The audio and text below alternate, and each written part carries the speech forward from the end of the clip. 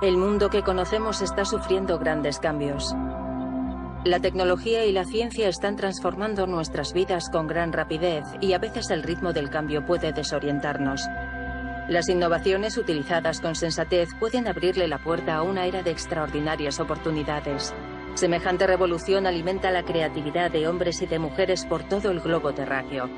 Estos visionarios inventan e implementan soluciones nuevas. Abra usted los ojos y prepárese para un sorprendente viaje hasta el 2050. Prepárese para soñar el futuro.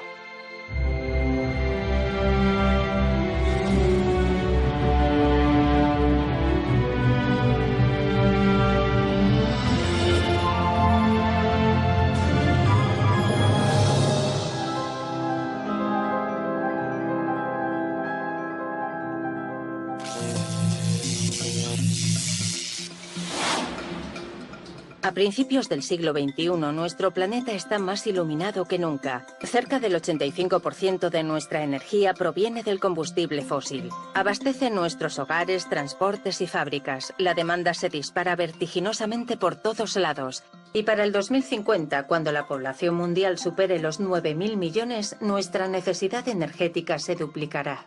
El consumo global de energía equivale a 17 teravatios.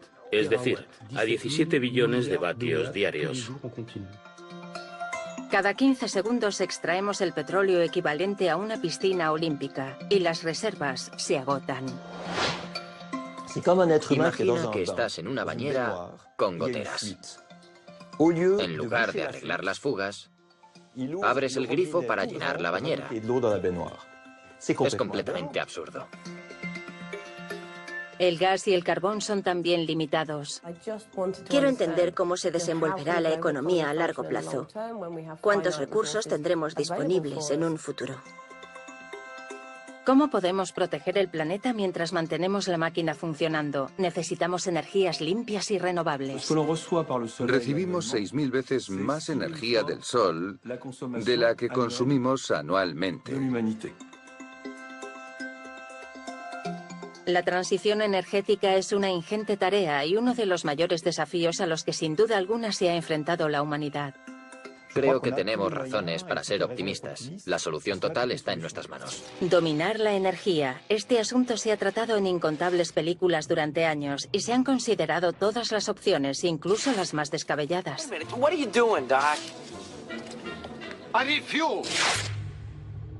Aunque la fantasía más recurrente es buscar en el espacio lo que ya no encontraríamos en la Tierra, como en las películas Alien o Moon. Sam Bell reporting to Central, 10:14 Pacific Time. I got a full container of helium-3 ready to roll. By the time this message reaches you, it should be in transit. Otherwise, everything running smoothly. Disparatados proyectos se están considerando para poder aprovechar la enorme riqueza mineral que proviene de los asteroides. Con el fin de extraer platino, titanio e incluso oro, la compañía Deep Space Industries en California ha soñado con estaciones mineras y con la forma de remolcar asteroides dentro de la órbita de la Tierra, con la intención de explotar sus recursos minerales.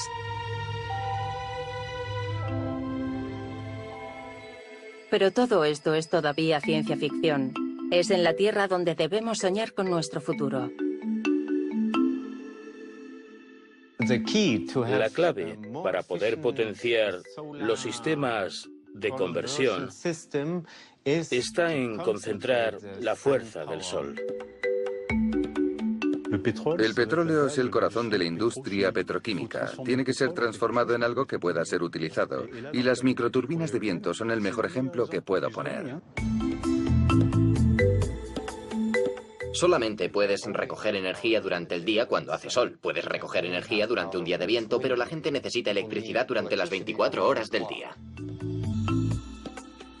Tener energía en abundancia continuamente es la cuestión que nos ha obsesionado desde el origen de los tiempos. Con el descubrimiento del fuego hace 500.000 años, nuestros primeros ancestros encontraron una nueva fuente de energía, diferente a la de sus propios músculos. Ahora podían generar luz y calor. Desde entonces los humanos nunca han dejado de buscar nuevos combustibles. Siempre buscando la manera de ahorrar nuestra propia energía, hemos usado incluso la potencia de los animales y el entorno natural. Alrededor del año 300 a.C. construimos los primeros molinos de agua y empezamos a soñar con dominar la inagotable fuente de energía que es el Sol. La leyenda dice que en el 213 a.C. Arquímedes trató de concentrar los rayos de sol usando espejos para incendiar la flota enemiga en Siracusa. En el siglo VII, los persas construyeron molinos de viento con la intención de moler el grano. A lo largo de miles de años, los molinos, el agua y las ruedas han sido la principal forma de energía mecánica, hasta que James Watt inventó la máquina de vapor en 1769. Esta innovación provocó una fuerte necesidad de combustibles fósiles, principalmente carbón. Las numerosas innovaciones tecnológicas de la revolución industrial, motores de combustión y los medios para producir gas licuado y electricidad no hicieron más que reforzar esta tendencia durante el siglo XIX. Cuando Edwin Drake drenó el primer pozo petrolero moderno en los Estados Unidos, provocó la fiebre del oro negro de 1859. En la primera mitad del siglo XX, los científicos trataron de conquistar el átomo y en 1954 la primera central nuclear para generar electricidad se construyó en Rusia. En una escala global, el petróleo ha mantenido la economía desde los años 60 y nosotros nos hemos ido haciendo adictos a los combustibles fósiles. Realmente, tenemos todos los síntomas de una adicción a las drogas. Son productos peligrosos, van encareciéndose más y más, cada vez somos más dependientes de ellos y somos capaces de hacer cualquier cosa para obtenerlos. Una vez entendido esto, está claro que necesitamos encontrar sustitutos y someternos a terapia. Aquí es donde mi experiencia como psiquiatra resulta muy útil. Ya no se trata de atender a pacientes de uno en uno, sino de encontrar una solución para la totalidad de la sociedad. Para curarnos, tal vez exista un remedio milagroso: la fusión nuclear. Uno de los más grandes desafíos de la historia ha sido lograr la fusión nuclear, un proceso que podemos usar para salvar el planeta. Soy Steve Cowley y tengo 55 años. Y me he pasado la vida intentando convertir en realidad la fusión nuclear.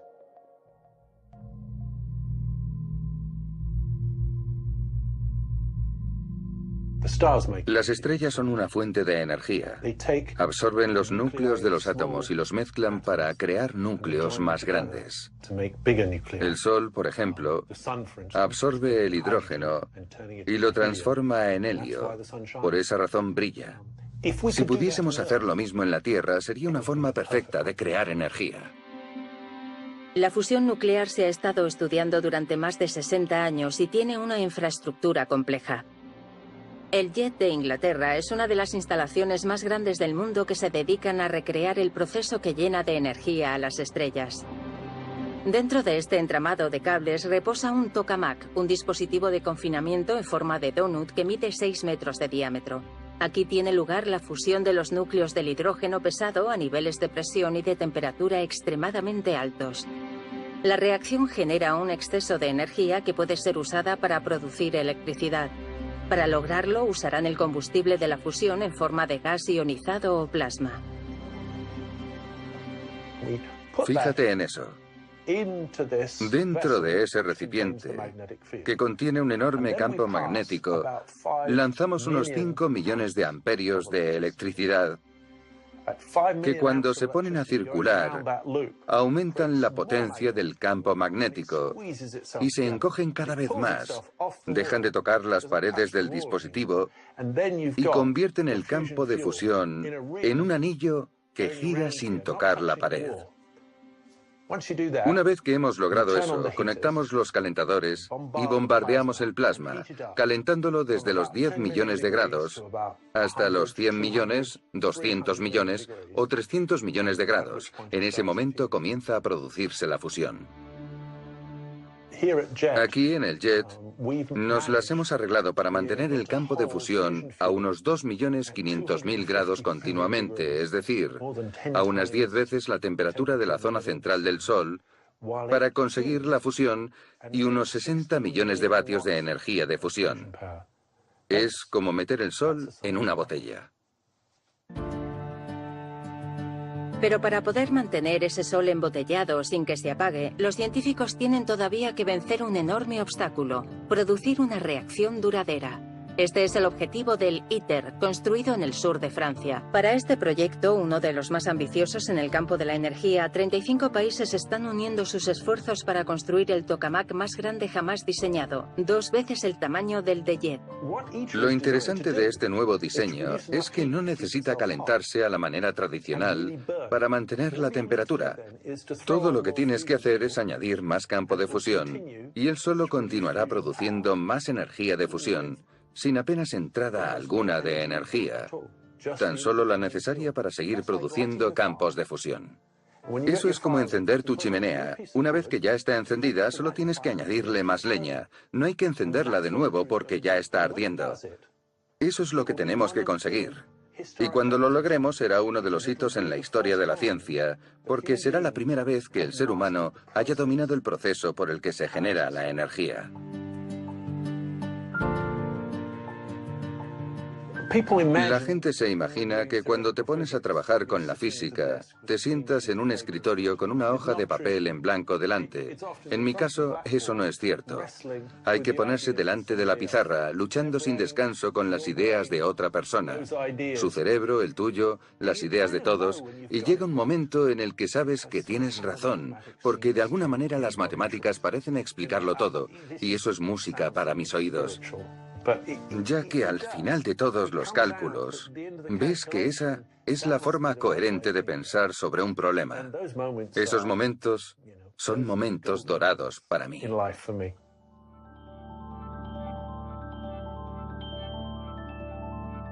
La fusión tiene todas las ventajas de una fuente de energía. Es segura. No produce gases invernadero, no produce desechos radiactivos cuya energía dura toda una vida. Y es capaz de mantener una ciudad entera. Puede mantener un planeta completo durante millones de años. Quizá este sueño se realice hacia finales de siglo, pero mientras tanto hay numerosas formas de aprovechar la energía ilimitada de nuestro Sol. 1 metro cuadrado de tierra en París consume 1,3 megavatios por hora, lo cual es equivalente a un barril de petróleo. La mayoría de la gente ignora ese dato. Ahora necesitamos tener en cuenta lo que no conocíamos sobre la energía. Sin explotar hasta hace poco, la energía solar está en auge. Bienvenido a la era de las gigantescas centrales de energía solar. Crescent Dunes, en el desierto de Nevada, es una central eléctrica solar termodinámica. Más de 10.000 heliostats, espejos que siguen el recorrido del Sol, forman un círculo de 3 kilómetros de diámetro y concentran la luz solar sobre un receptor fijado en lo alto de una torre de 170 metros. Las altísimas temperaturas calientan sal fundida, la cual se almacena en tanques. En una segunda fase se usa para producir vapor, moviendo las turbinas para generar electricidad. La planta produce más de 110 megavatios, es decir, potencia suficiente para más de 75.000 hogares. Esta tecnología permite la producción de una energía limpia con 0 emisiones, incluso después de la puesta del sol. Esta industria era prácticamente inexistente hace 10 años. No había nada equivalente a la potencia de las centrales nucleares o térmicas en ningún sitio. Hoy estamos generando 200 gigavatios en todo el mundo, y la energía solar ya representa el 1% de nuestra electricidad. Todo eso en solo 10 años. Para expandirse, la energía solar requiere espacio. ¿Cómo podemos instalarla en el centro de las ciudades, tan cerca como sea posible de los consumidores, con el fin de minimizar la pérdida de energía? Por ahora, la única solución es utilizar paneles solares fijos con bajo rendimiento. Es una idea falsa. Cuando transformas el carbón o cualquier otra fuente de calor en electricidad, el rendimiento es del 33%. Con los paneles fotovoltaicos actuales, el rendimiento es ya más del 20%, sin casi ningún funcionamiento de maquinaria, ni bombas, ni nada. El rendimiento es del 20% frente al 33%. Eso no se puede ignorar. Para incrementar el rendimiento, producir energía donde vive la gente y crear edificios autónomos, algunos sueñan con mejorar la forma en que los sistemas existentes reciben la luz solar.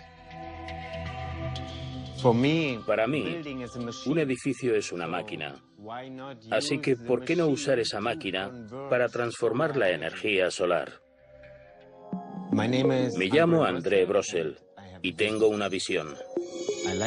Me gusta diseñar edificios energéticamente autónomos, pensando en el futuro.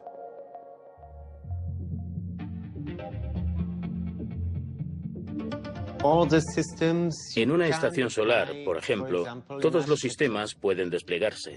Los sistemas de seguimiento necesitan, como su nombre indica, seguir al Sol para obtener el punto focal de la superficie en la que los rayos necesitan converger. Y este movimiento, que se produce durante todo el día, ocupa un lugar físico del que no se dispone en un edificio. Es físicamente imposible.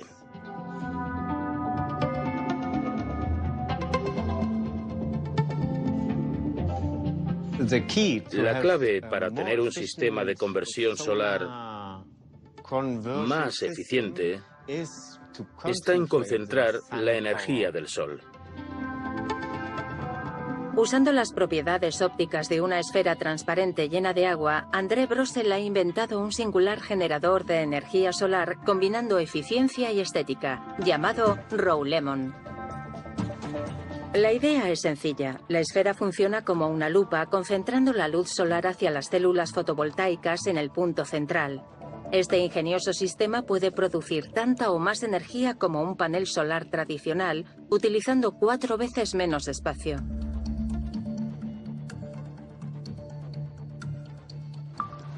Vale.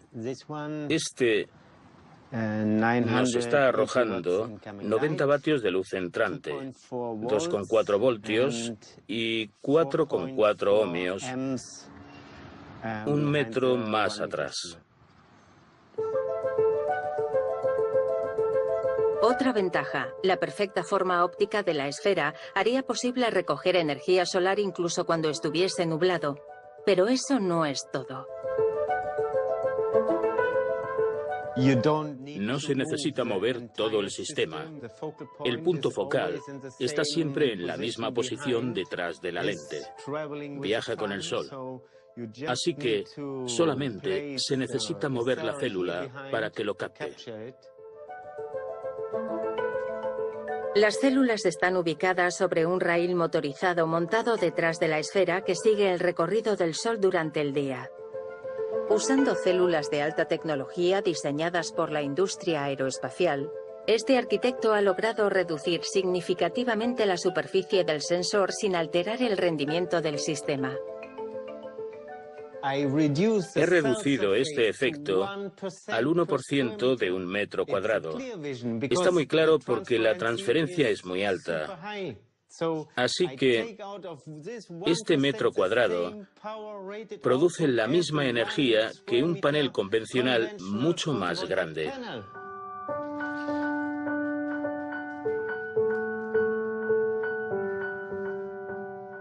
Las esferas se pueden obtener en distintos tamaños.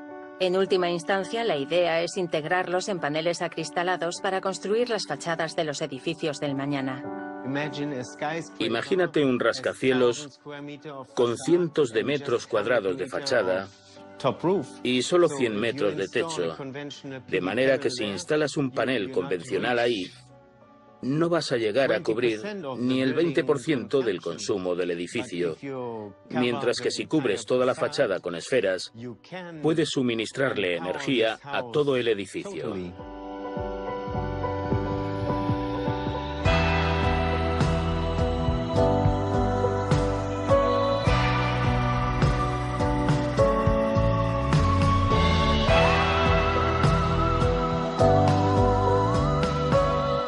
Lo que es absolutamente sorprendente es que, en un año o dos, la energía solar y eólica han empezado a producir electricidad más barata que el petróleo, el gas o el carbón. Y eso no es una revolución. Simplemente quiere decir que la mayoría de las investigaciones de hoy en día se hacen sobre energías renovables y no sobre combustibles fósiles. El viento es otra importante energía renovable para el mañana, pero al igual que la energía solar, la energía eólica es difícil de implementar en las grandes ciudades. Las turbinas eólicas responden casi al 2% de la energía global necesaria. En algunos países como Dinamarca generan el 20% de la producción anual de electricidad. Pero las turbinas eólicas son máquinas enormes que necesitan encarar el viento en espacios abiertos donde les azote a lo largo del año a más de 13 metros por segundo.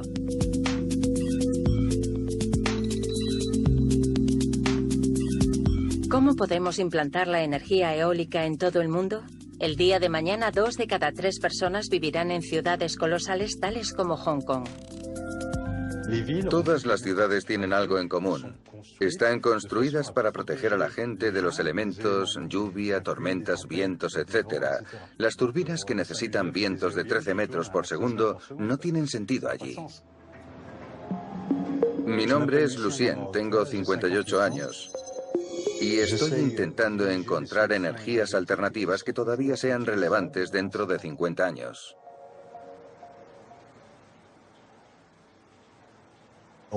Vivimos en un mundo donde las cosas tienen que ser prácticas. Debemos ser capaces de usar lo que inventemos. Cualquier científico con amor propio tiene que ser capaz de luchar contra el calentamiento global. Tiene la obligación de hacerlo. Ofrecer soluciones no significa necesariamente pasar años y años investigando. Se trata solo de simplificar los sistemas existentes. Para implantar la energía eólica en las ciudades, Lucien ha diseñado un sistema similar a las turbinas eólicas. Tienen 26 centímetros de diámetro, son modulares y pueden funcionar con vientos tan flojos como de 1 metro por segundo. Lo mejor es que solo tienes que conectarlas entre ellas.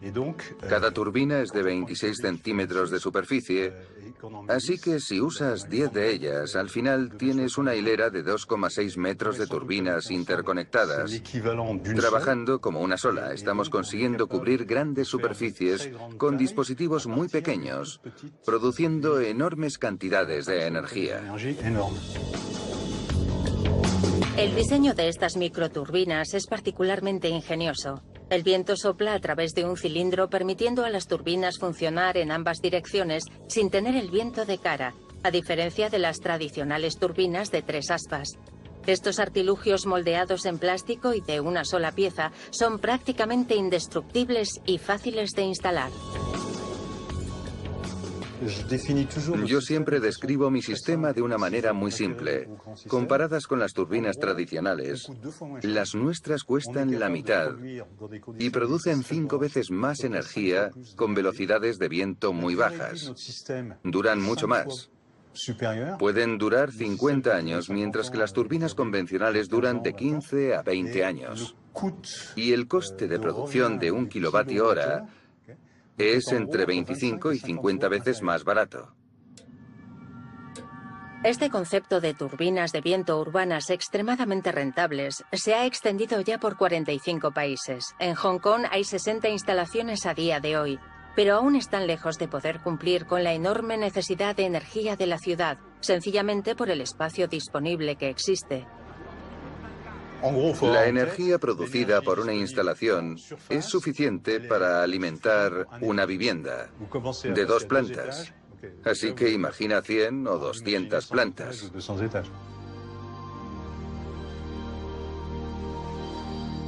Hong Kong es interesante desde la perspectiva energética, porque pienso que es la peor equivocación posible. No disponen de mucho espacio aquí, así que han conseguido apilar a 7 millones de personas en un área menor que París. Los edificios tienen de 100 a 150 metros de altura. El consumo energético es 5, 6, 7, 10 veces mayor que en ningún otro lugar del mundo. Es horrible.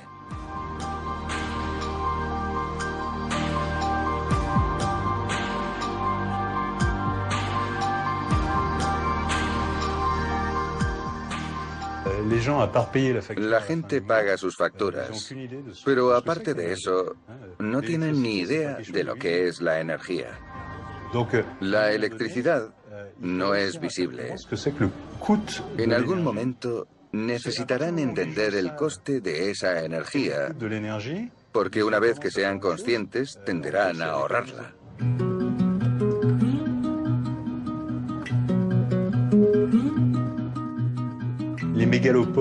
Si no se hace nada en los próximos años, ni nada cambia, todas las megaciudades se parecerán a Hong Kong. Pero si podemos solucionar el problema en Hong Kong, básicamente lo habremos solucionado en todo el mundo.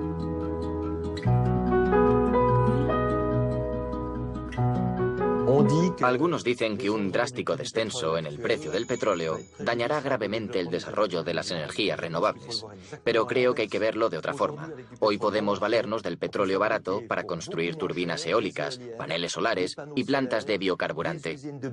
Podemos utilizar energía económica para construir infraestructuras sostenibles.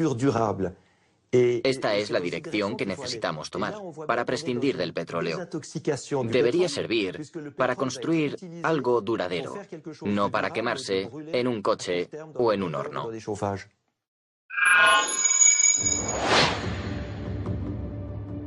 Durante más de un siglo, la electricidad que usamos a diario ha sido generada por centrales eléctricas usando combustibles fósiles, y también por centrales nucleares y plantas hidroeléctricas, así como por estaciones eólicas y granjas de paneles solares. Los dos últimos recursos son intermitentes y deberían integrarse en las viejas redes eléctricas que necesitan mejoras continuas. Si se cae una línea o una planta no es capaz de producir suficiente electricidad, tenemos un apagón. La red actual ha sido construida y optimizada para cierto modo de producción. Hoy la producción está evolucionando porque nos dirigimos hacia la distribución de la energía. Una parte de la red puede convertirse en fuente de recursos. Una turbina maremotriz en la costa bretona puede suministrar electricidad a los residentes locales. La red está cambiando, pero no hay necesidad de ser pesimista. Reemplazando lo anticuado, cambiando sistemas contaminantes por sistemas limpios, por la tecnología adecuada y mediante la gestión a través de redes inteligentes, seremos capaces de desarrollar las cosas mucho antes de que surjan problemas.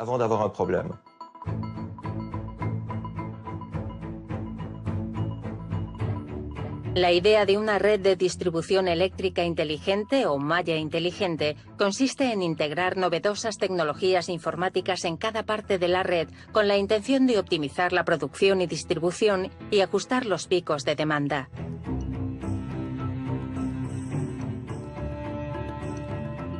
La electricidad no se puede almacenar fácil y rápidamente a gran escala.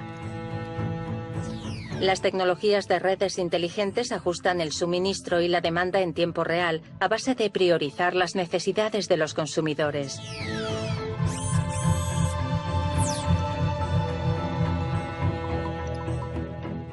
Finalmente, los recursos de energías renovables, así como los sistemas de producción de energía a nivel de usuarios, están integrados en esas redes inteligentes. En los meses de verano, el exceso de potencia se reutiliza en la red principal o en las casas cercanas. Y a la inversa, cuando una casa no produce suficiente electricidad, recibe el excedente de energía solar de otras casas o de la red eléctrica. Esto es posible con el uso de contadores inteligentes, controlados remotamente y conectados a todos los dispositivos eléctricos de nuestra casa. Las baterías pueden almacenar o liberar electricidad dependiendo de la hora del día. Suministro y demanda están gestionados con precisión usando el principio de los vasos comunicantes. La intercomunicación de la energía será pronto una realidad. La red estará cada vez mejor ajustada, con sistemas eléctricos más sensibles y autónomos que limitan el desperdicio de energía. Debemos abandonar la idea de que habrá una sola solución para cubrir todas nuestras necesidades de producción, eficiencia y almacenamiento. Habrá multitud de soluciones. Eso es lo que resulta inteligente e interesante. Cada país, cada compañía, incluso cada pueblo, será capaz de aplicar las técnicas que mejor se adapten a su clima, su economía, su nivel industrial y su mentalidad. Necesitamos mejorar los sistemas a todos los niveles. Al mismo tiempo, tenemos que mejorar la eficiencia energética de todo lo que nos rodea, empezando con el aislamiento de los hogares.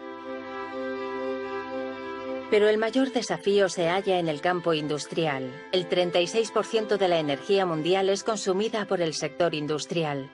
La mitad de esa energía se consume para fabricar solo 5 materiales: acero, cemento, papel, plástico y aluminio. Si no podemos usar menos energía para manufacturarlos, entonces tendremos que conformarnos con menos. Podríamos usar un tercio menos de dichos materiales sin comprometer la solidez ni el funcionamiento de los edificios o de los vehículos. Pero necesitamos ir más allá. Durante los muchos años en los que hemos estado recopilando información, me he dado cuenta de que al final del proceso el gasto en electricidad era mayor que al principio. Así que necesitamos ir al principio de ese proceso y ver qué construimos y cómo lo hemos hecho para economizar materiales y para hacer que el sistema funcione a largo plazo, para devolver ese valor al mismo sistema. Las cosas serían muy diferentes entonces. Consumimos y acumulamos objetos sin cesar una y otra vez. ¿Pero cómo se han fabricado? ¿Con qué componentes? Cuando se pasan de moda o dejan de funcionar, simplemente los tiramos. Con la intención de ahorrar cada vez más energía, necesitamos inculcar el reciclaje sistemático y a gran escala. Las cifras hablan por sí mismas. La energía desperdiciada por tirar a la basura periódicos o latas de refrescos es equivalente a la productividad de 15 centrales eléctricas. Inversamente, la energía ahorrada reciclando acero es equivalente al suministro eléctrico anual de 18 millones de hogares. Si te fijas en la fabricación de nuevos aparatos, por ejemplo, no se hace tan eficientemente como se debería. Y ello incide en el sistema. De manera que repentinamente te encuentras sin opciones. Porque no puedes hacer frente a todo el gasto de energía a base de cientos y cientos de turbinas eólicas. Por eso es necesario que nos planteemos seriamente un cambio completo en el sistema. ¿Pero puede reciclarse todo? Wait a minute, what are you doing, Doc? I need fuel. Go ahead, quick, get in the car. En el interior de un coche moderno, repleto de elementos electrónicos, cada vez hay menos partes reciclables. En la carrocería, las piezas de metal pueden reciclarse, pero hay un elevado número de piezas que no se pueden reciclar, sin mencionar los smartphones, los ordenadores o los televisores de pantalla plana. En Ámsterdam, una empresa con conciencia social ha decidido centrarse en algo que está en el centro de nuestra vida y sin lo que no podemos vivir: el smartphone. Están fabricando un modelo sostenible acertadamente llamado Fairphone, es decir, móvil justo. Empezamos a fabricar teléfonos porque sabemos que son un símbolo de nuestro sistema económico. Me llamo Tessa Berning y tengo 39 años. Creo firmemente que juntos podemos cambiar la manera en la que producimos nuestros teléfonos. Nos dimos cuenta de que los smartphones tenían un impacto increíble en nuestras mentes, en los materiales con que los construimos y en nuestras condiciones de trabajo, en el modo en que los usamos a corto plazo y en el modo en que los reciclamos. Así que con nuestro proyecto creemos que podemos cambiar algunos aspectos de todo este proceso. El Fairphone representa un marcado contraste con los smartphones tradicionales que tienen un diseño cerrado, un sistema compacto que no podemos arreglar nosotros mismos si se estropea. Contienen más de 40 metales preciosos, algunos combinados y utilizados en minúsculas cantidades en cada pieza del teléfono, haciéndolos difícilmente reciclables. Finalmente, no son éticos. Algunos de los metales utilizados, como el tántalo extraído del coltán, provienen de zonas en guerra como el Congo Oriental. Usamos el tántalo que proviene de explotaciones de oro o del comercio justo, de zonas del mundo libres de conflictos. Nos preocupamos por el diseño, porque uno de los puntos principales para fabricar Fairphones es coger ese diseño y convertirlo en algo que dure mucho tiempo y que la gente sea capaz de reparar por sí misma. Lo que buscamos con nuestros diseños es que si algo se rompe no tengas que tirar el teléfono a la basura. Soy Miguel Ballester y mi idea para el futuro es que se creen más compañías que hagan lo posible para lograr un mundo más sostenible. Nuestro Fairphone no presenta grandes diferencias con respecto a lo que ya conocemos. Comienzas a notar nuestro trabajo cuando le quitas la carcasa integrada. Cuando se la quitas con facilidad o con detalles como la batería reemplazable por uno mismo, cosa que antes era normal y ahora ha dejado de serlo, o con cosas como poder cambiar la pantalla tú mismo simplemente con los dedos, que es algo igualmente importante. Puedes quitarla muy fácilmente, así que si se rompe piensas, genial, puedo comprar otra pantalla nueva y puedo cambiarla yo mismo, no hace falta dejar el teléfono olvidado en un cajón.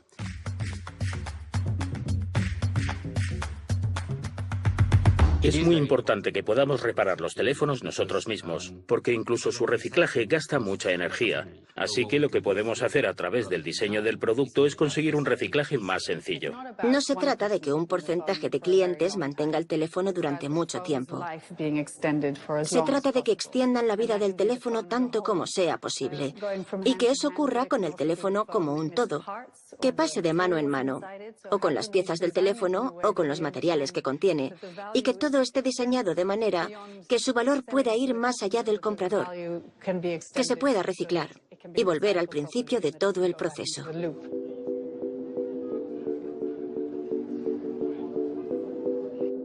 Hacer que los habitantes del planeta acepten esto es un punto importante para nosotros a la hora de hacer negocios. Pensando en un periodo muy corto de tiempo, creo que todo el mundo debería abandonar la idea de la competición para centrarse en la de la colaboración. Hay iniciativas por todas partes que están trabajando para construir un mundo más justo y que devore menos energía para el año 2050. Sin embargo, mientras tanto, los gases invernaderos siguen aumentando en la atmósfera, especialmente el dióxido de carbono, y no hay una forma sencilla para deshacerse de ellos. Creo que el problema central es la quema de combustibles sólidos. Me llamo Andrew Woods y tengo 51 años.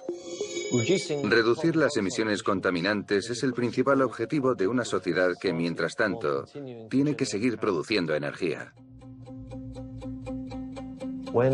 Cuando quemamos combustible fósil, el dióxido de carbono que producimos sube a la atmósfera y entra a formar parte de los gases invernadero, gases que no se disipan en cientos de años. Si queremos cambiar nuestro sistema energético de combustibles fósiles por energías renovables, tardaremos varias décadas en lograrlo.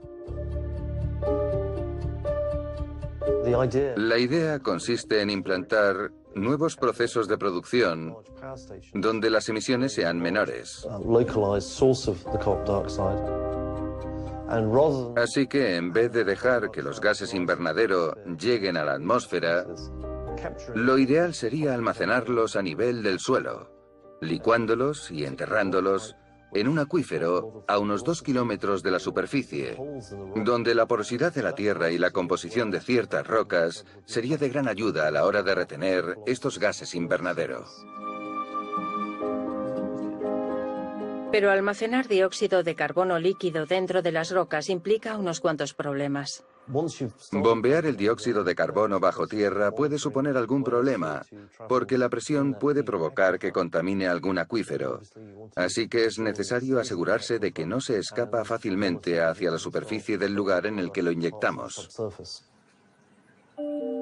En su laboratorio de la Universidad de Cambridge, Andrew Woods y su equipo tratan de entender la mecánica de los fluidos. Las dinámicas que hay en juego son muy complejas, muy difíciles de predecir y de reproducir, y más aún, contar con un modelo fiable. Tenemos que entender cómo funciona el gas inyectado bajo tierra y cuánto tarda en disolverse en el agua. Tenemos que entender cómo se almacena bajo tierra y si ese almacenamiento es seguro. Mongstad, Noruega, alberga la mayor instalación de captura de dióxido de carbono del mundo. Aquí se procesan cada año 100.000 toneladas de este gas. Se están probando varias tecnologías para la captura y almacenamiento de dióxido de carbono a gran escala. La industria petrolera está particularmente interesada en este proceso, que podría aplicarse en 4.000 centrales eléctricas y zonas industriales de todo el mundo. Si lo analizamos bien, comprobaremos que según hemos ido pasando de la madera al petróleo y demás, esa transición nos ha costado varias décadas, de modo que volver a efectuar una transición similar nos supondría mucho tiempo y una enorme inversión en infraestructuras. Así que cuanto antes empecemos, antes nos moveremos hacia un nuevo modelo energético.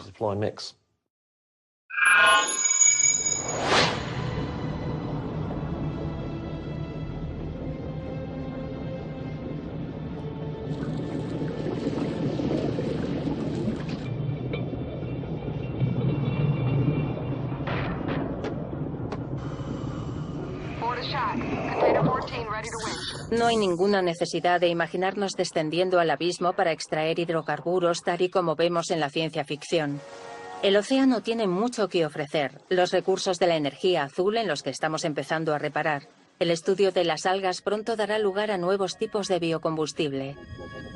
Centrales de energía undimotriz con formas innovadoras podrían aprovechar la energía de las mareas y las olas. Se están instalando turbinas submarinas gigantes para capturar la energía de las corrientes oceánicas, como aquí en Brest. El potencial es enorme.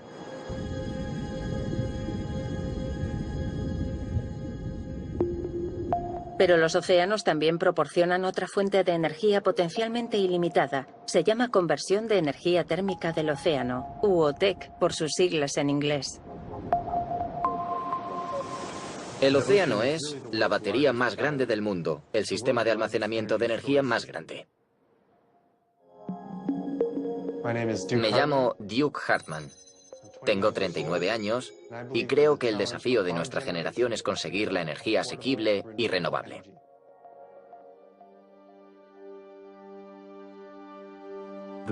La mayor fuente de energía con la que contamos es el sol, y el océano recoge toda esa energía en forma de calor, almacenando así una inmensa cantidad de energía por todo el mundo en sus capas superiores. Si logramos captar toda esa fuerza, podremos utilizarla 24 horas al día, 365 días al año, y ese aprovechamiento podrá ser algo que cambie las reglas del juego en cuanto a la independencia energética de las naciones interesadas, como Hawái. Como cualquier otra isla en el mundo, Hawái está extremadamente preocupada por los problemas relacionados con la energía y con el cambio climático. Perdidas en medio del Océano Pacífico, las islas hawaianas tienen como objetivo liberarse de los combustibles fósiles y convertirse en el primer estado norteamericano que alcance el 100% de energías renovables en el 2045. Ahora mismo, Hawái depende enteramente del combustible fósil para su suministro de energía. La meta de la OTEC es conseguir recursos locales renovables para el Estado desde el primer momento.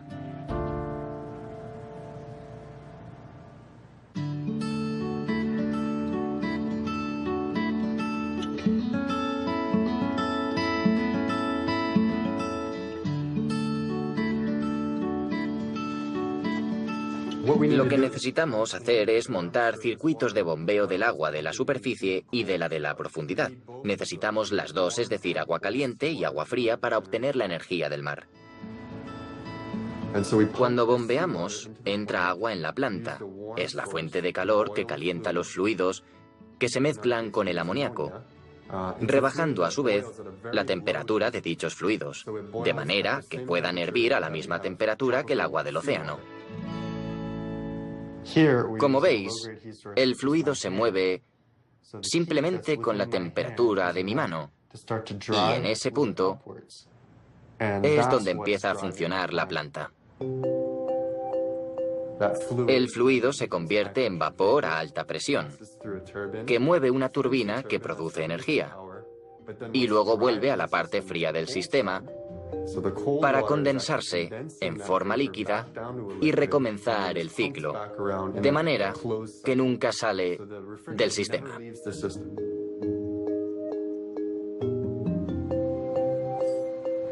Básicamente, montas todo el equipo en un primer momento y una vez que empiezas a bombear agua del mar, se genera un mapa de fuerza que puede mantener la planta en funcionamiento y suministrar energía a la red. El combustible es gratis. Usamos la luz del sol y el agua del mar. Eso es todo. Aquí están las conducciones eléctricas. Nos vamos moviendo entre 1000 kilovatios por hora en horas normales y 115 megavatios en horas punta. Y así continuamente durante todo el día. Lo que hacemos aquí es mezclar el agua del mar con la tecnología de las turbinas para producir energía a gran escala y comercializarla. Aumentar el tamaño de las instalaciones y alejarnos de la costa mar adentro va a ser todo un desafío, sin duda. Se requieren tuberías más largas y plataformas flotantes y que todo ese material sea capaz de aguantar la dureza del mar. Pero no es algo que no podamos hacer. La humanidad siempre encuentra un camino y la ingeniería una solución para resolver los desafíos.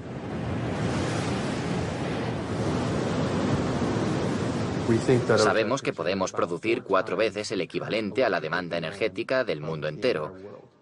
Así que, aunque la población se triplicase, aún podríamos seguir manteniendo el suministro. Las zonas favorables para la OTEC cubren más de 120 millones de kilómetros cuadrados, una tercera parte de la superficie oceánica del mundo. Los principios teóricos de la OTEC se formularon por primera vez en el siglo XIX e incluso Julio Verne hace referencia a ellos en su novela 20.000 leguas de viaje submarino. El proyecto Nemo llevado a cabo por DCNS se lanzará en Martinica en 2018. Situada a 7 kilómetros de la costa, la primera plataforma flotante de 16 megavatios suministrará electricidad a 35.000 hogares. A pesar del rendimiento relativamente bajo, la capacidad de las plantas OTEC para generar electricidad durante todo el día sin tener que almacenar energía es una opción atractiva para apoyar una mezcla energética basada en energía solar y eólica. Una gran ayuda para los países del sur y para las islas.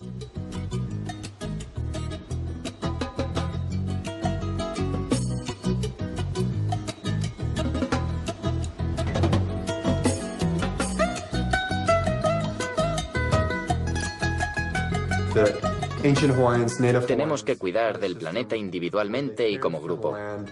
Y en este momento estamos intentando darle continuidad a esa idea.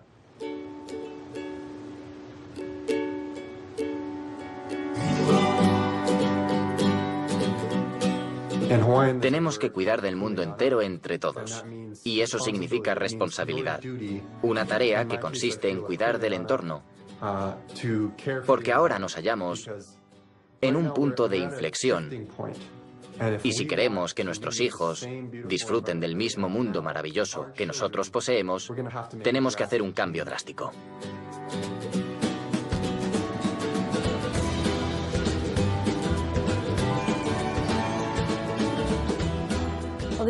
Uno de los desafíos que tenemos que afrontar es intentar cambiar los sistemas de producción de energía que tenemos hoy, porque ya resulta necesario hacerlo de manera sistemática. Tenemos todos los ingredientes para producir grandes cantidades de energía al tiempo que preservamos el planeta. Fundamentalmente, cambiar el mundo y hacer un mejor uso de la energía es posible. Es un gran momento para los pioneros, para los exploradores, inventores e innovadores, para llegar a nuevas y extraordinarias soluciones. Pero tenemos que dejarles trabajar y animarles en lugar de decir, esto no es correcto, no funcionará. ¿Por qué debemos cambiar lo que tenemos ahora? Lo que tenemos ahora no es suficiente. Parecía serlo, pero ya no lo es. Debemos alentar el cambio.